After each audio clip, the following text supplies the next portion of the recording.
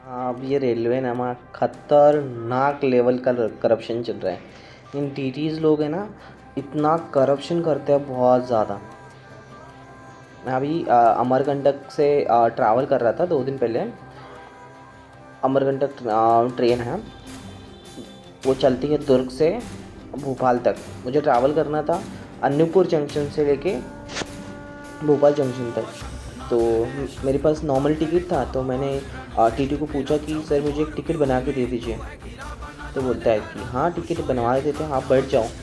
तो मुझे उन्होंने सीट नंबर कुछ तो लाइक B5, हाँ B5 में एक 45 नंबर का सीट दिया मुझे। तो सीट दिया, मैं बैठ गया। अब टीटी आ गया, तो कन्वर्सेशन नॉर्मल चल रही थी। तो उन्होंने बोला कि आपके 1300 होते हैं। अब मुझे एग्जैक्टली डिफरेंस ऑफ फेयर क्या होता है तो वो सारी चीज़ें पता है कि आप थर्ड AC, सेकंड AC या फिर फर्स्ट AC या फिर आप जो आपका सेकंड क्लास होता है उसमें आप यूज़ कर सकते हो कि स्पेसिफिकली आपका जो नॉर्मल टिकट है उसी के साथ जो आपका एक्चुअल टिकट का फेयर होता है उसमें आपका डिफरेंस हो जाता है। तो वो सारी चीज़ें मुझे पता है। तो वो टिकट बनाने लगा। मैंने तो 1300 पहले ही दे देते बिकॉज ऑफ कि मतलब उसने बोला कि मैं बना के दे रहा हूँ आपको, आपके 1300 होते हैं। मैं ऐसे पैसे निकाल के उसके हाथ में दे रहा था। अब देने से पहले वो टिकट बना रहा था, तो मैंने सोचा कि 2 मिनट रुकते थोड़ा। अब देते वो 700 के आसपास कुछ 725 रुपीज़ का आसपास का कुछ तो टिकट बना रहा था। तो फिर मैंने जैसे वो टिकट बन गया मैंने उसको पैसे दे दिए। अब वो टिकट दे रहा था मेरे। अब जैसे टिकट दिया तो मैं बोल रहा था कि सर आप ये तो आपने मुझे कम रुपीज़ का टिकट बना के दिया है। तो फिर वो बोलता है कि नहीं नहीं नहीं नहीं, ये आपके कंफर्ट के लिए आप 500 एक्स्ट्रा पे कर रहे हो।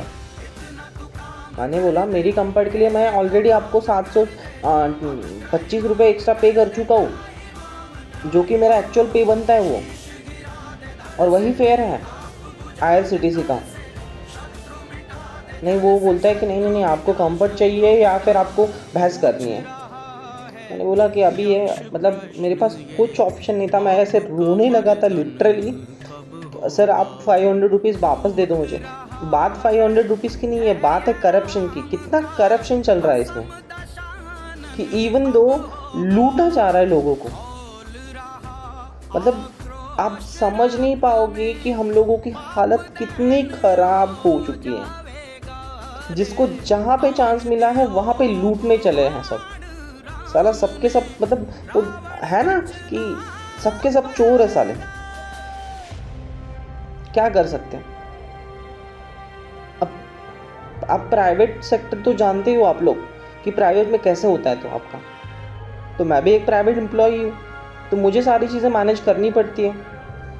तो अब मैंने उसको दे दिए हैं, अब मुझे वो पैसे वापस तो नहीं मिलेंगे।